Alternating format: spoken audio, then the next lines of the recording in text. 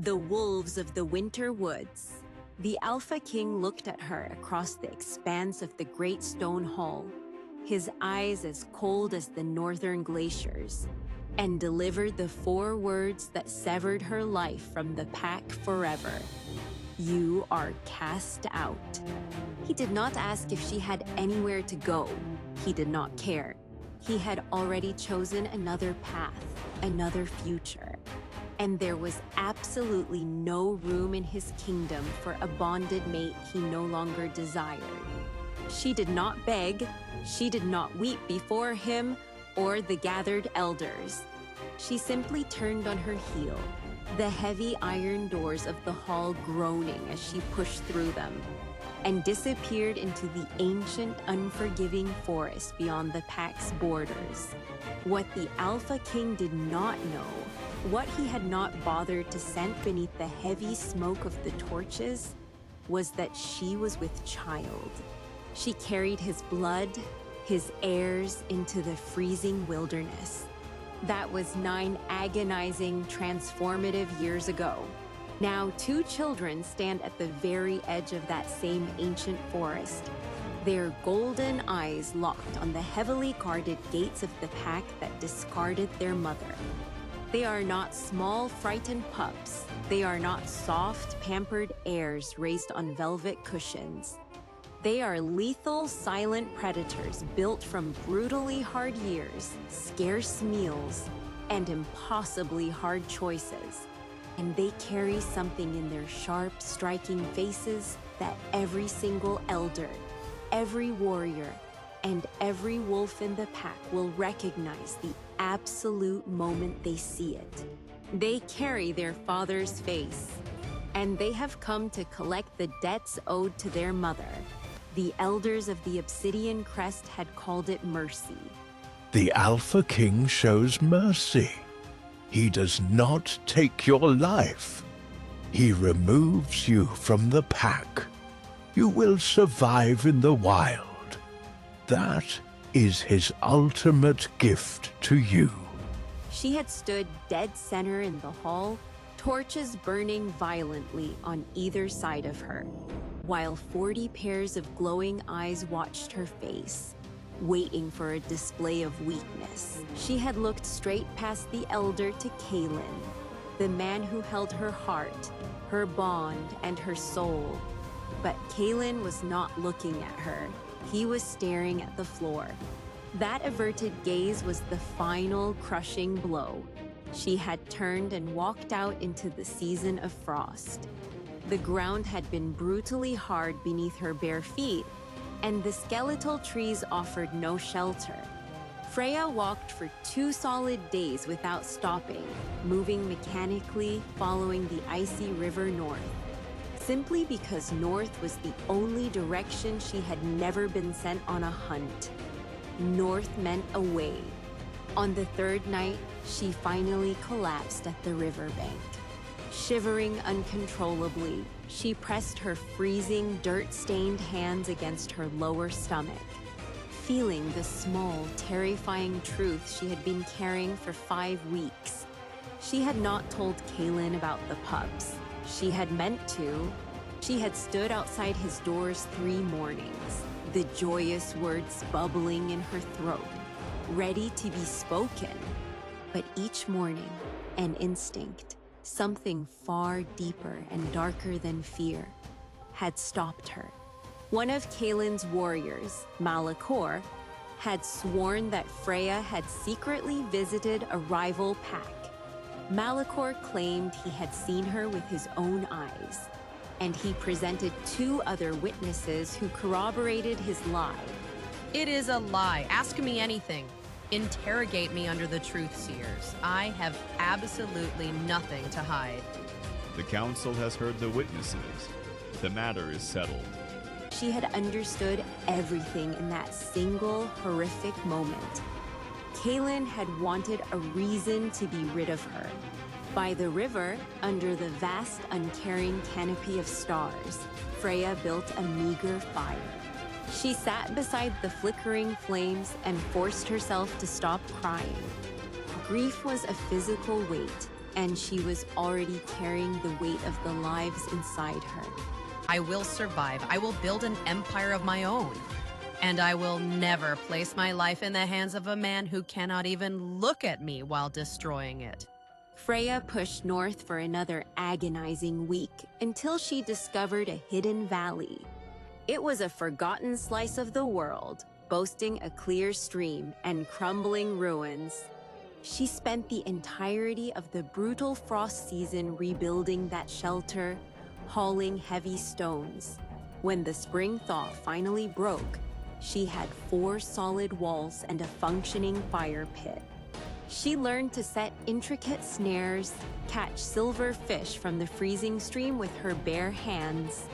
When her sons finally came, they arrived hard and fast on a night of torrential rain. Biting down on a piece of leather to muffle her screams, she delivered them herself. She named the firstborn Rowan. She named the second Kian, the word for wolf in the old tongue. She taught them to track prey through the thickest brush before they could even run. When they reached the age of 4, they shifted for the first time into small gray wolves. Then, she shifted into her own magnificent white wolf, standing beside them. Rowan was broader in the shoulders. Kian was leaner, built for blinding speed. Rowan possessed a chilling stillness. Kian was a storm of energy, asking every question. It was Kian who asked the question. Freya was expertly cleaning a fresh catch. Where is our father? Gone. Rowan did not look up, but his hands had gone completely still. He leads a pack. He is an Alpha King. He rules from a great hall of stone, 3 days' walk from here. The silence that descended was heavy, pregnant with 1,000 unspoken realizations. Why are we not with him? Because he sent me away. Why? He chose to. That is not an answer, Mother. No, it is not. The full answer is long and involves political treachery. He did not know about you. I was already carrying you when he cast me out. Why? A man who can cast out the bonded woman is not a man I would hand my children over to. A silent, intense conversation passed between the twins. We want to see him. I know. Then we will go. You will not go without me. Then come. She told them about the 3 mornings she had stood outside Kaelen's door. He had remained terrifyingly silent while her life was systematically destroyed. He believed a lie. He chose to believe it. If we walk to his gates, what happens? Will he know us? He will know you. The absolute moment he sees you, he will know.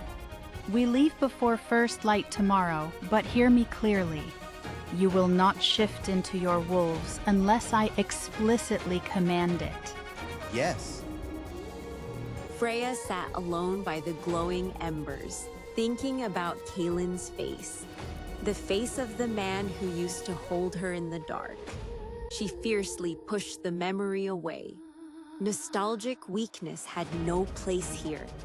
Whatever unfolded next would happen strictly on her terms, not his.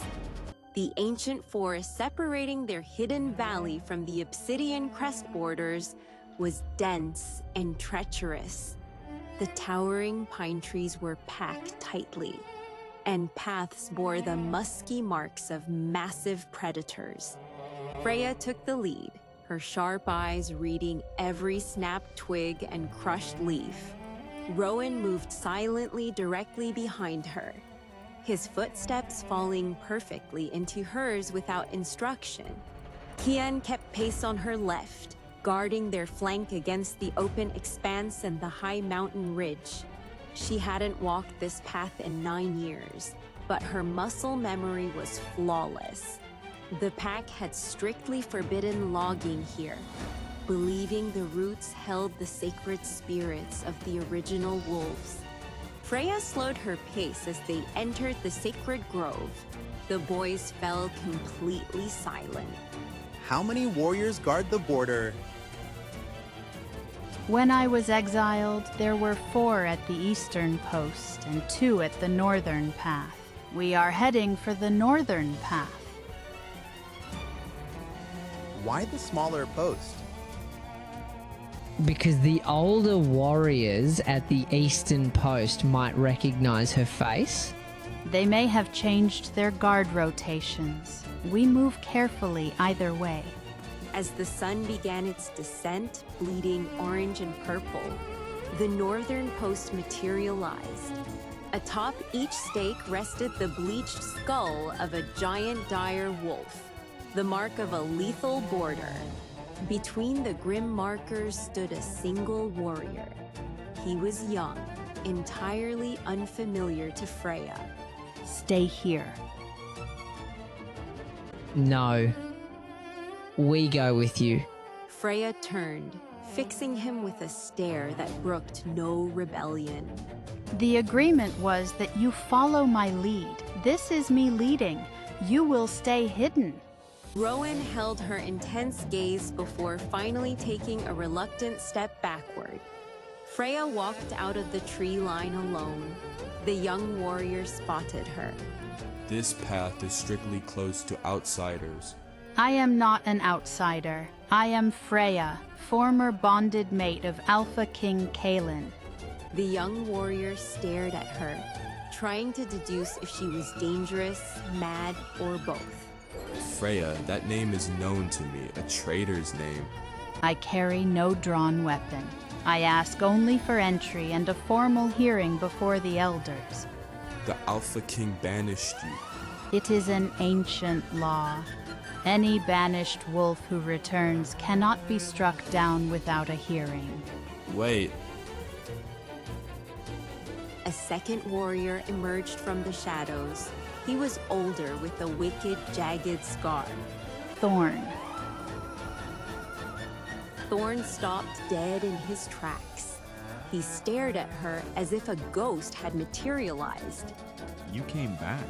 Why now, after 9 long years? I came back. I have a reason. Thorn's dark eyes shifted, looking past her shoulder toward the tree line. Freya didn't need to turn around to know what he was looking at. She heard the soft crunch of snow.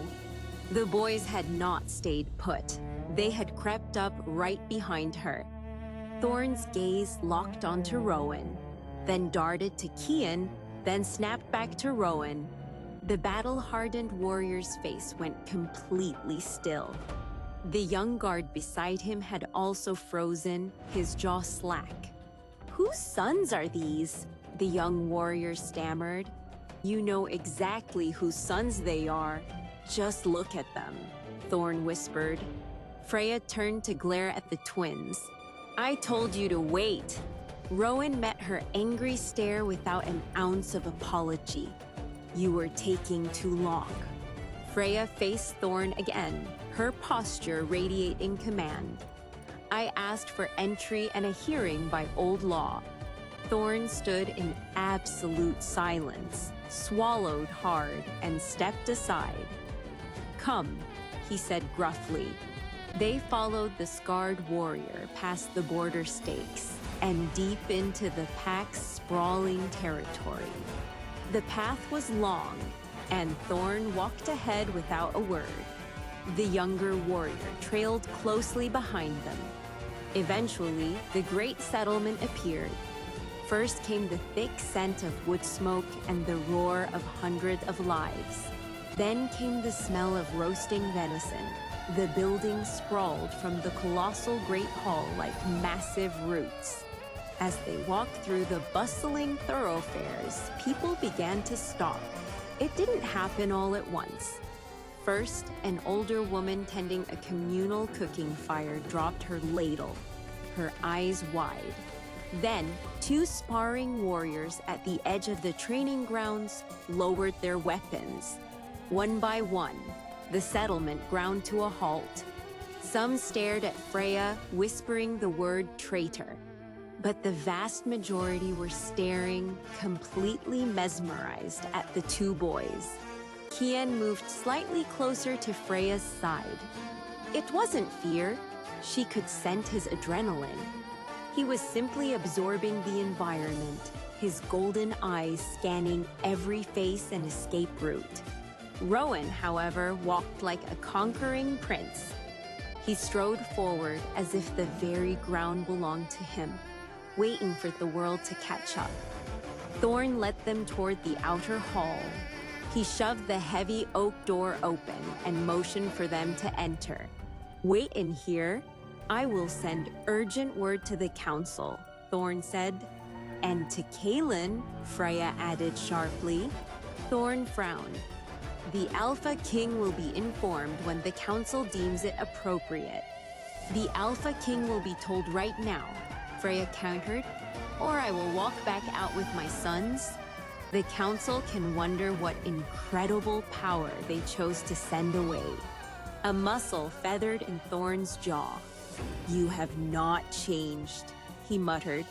"No," Freya replied, eyes flashing. "I have not." Thorn turned and left them alone in the echoing room.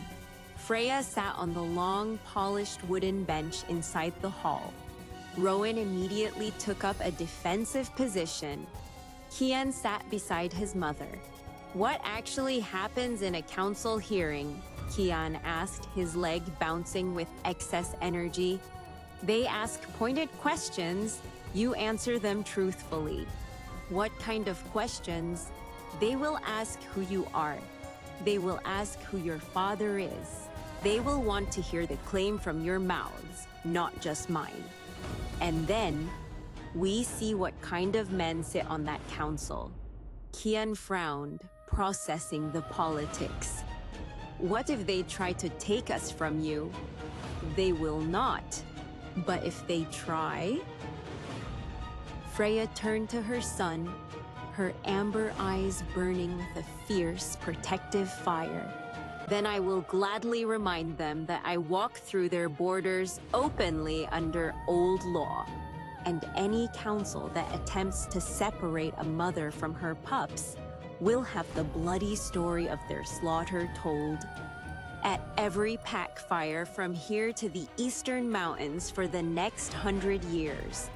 And I will also remind them that I have raised 2 apex predators in the open wild, and that any warrior who wishes to test what that survival has made me is more than welcome to step forward and try." Kian fell silent. A small, dangerous smirk touched the corner of his mouth. From the door, Rowan spoke without turning around. "Someone is coming." Freya stiffened. The heavy iron handle turned. It was not the council elders, it was Kaelen. He stood framed in the doorway, his broad shoulders practically filling the space. His presence was magnetic and devastating. He looked at her and she looked back, and 9 long, agonizing years compressed into a single suffocating breath. He was older. The harsh lines were carved deeper, his jaw was harder, and a few silver hairs streaked his dark hair. His golden eyes darted from Freya's face to the boys. He looked at Rowan. He looked at Kian. He was practiced in the art of holding emotions in check. But underneath the stoic mask, Freya saw his foundation crack. Kian stood up from the bench, squared his young shoulders, and looked directly into the eyes of the most powerful man. "You look exactly like us," Kian stated boldly. The words dropped like a boulder into a still pond. Kaelen's breathing hitched. It was the sound of a warrior being struck by a blow he had never anticipated. He deliberately left the door open. An open exit meant he was terrified of being sealed inside the reality of this moment. Freya, Kaelen rasped, his voice raw. He did not use her former title. She did not use his. I was 5 weeks along when you cast me out into the snow, she said. A muscle spasmed in Kaelen's jaw. You did not tell me. No, why? You know exactly why? Kaelen stared at her, his golden eyes pleading. Say it. Because you had already decided my fate, Freya snapped, her voice finally rising with years of suppressed anger. Because you let Malikor's treacherous words stand without once asking me to defend myself. I told your sons the exact same thing yesterday when they asked why they had no father. Kaelen's eyes snapped back to the boys. They are mine, he whispered. They wear your blood on their faces as openly as a pack brand on a warrior's shoulder. Kaelen took a trembling step toward Rowan. What is your name? Rowan. How old are you? 9. You spoke first. Someone had to, Kian shrugged. You are not afraid of me. Should I be? There is absolutely nothing inside a fancy hall that frightens us, Kian declared proudly. You raised them entirely alone for 9 years. Yes.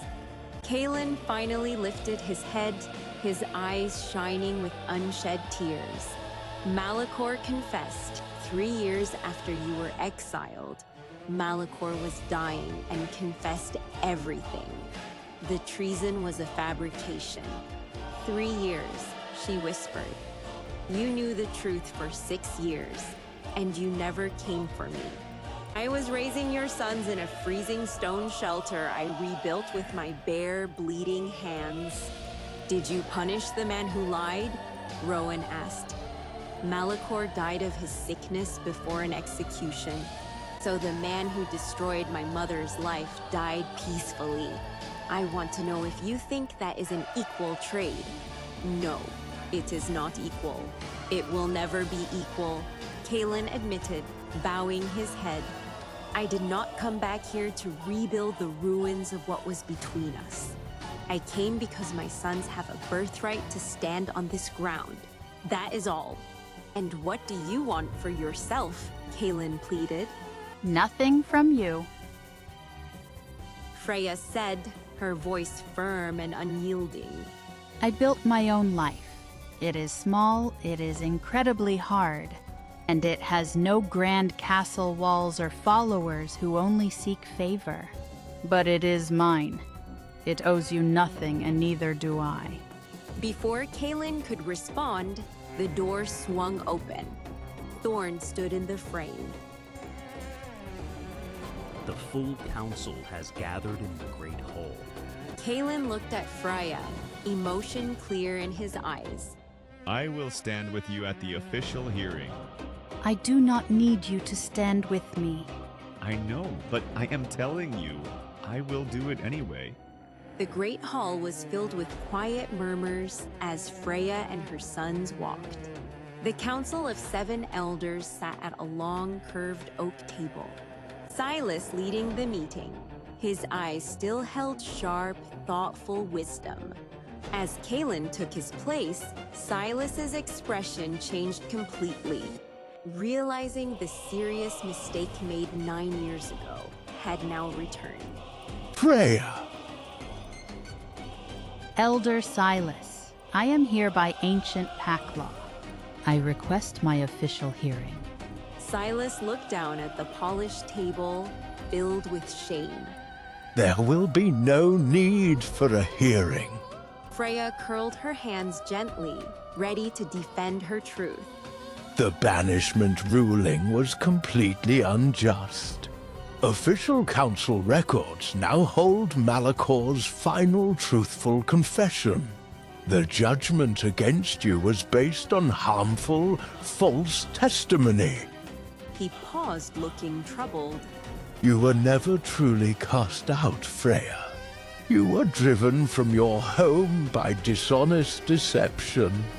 We deeply regret we did not find you sooner to bring you back. The great hall fell into a stunned, heavy silence. What exactly does that mean for us? Silas sensing the natural noble aura surrounding the child.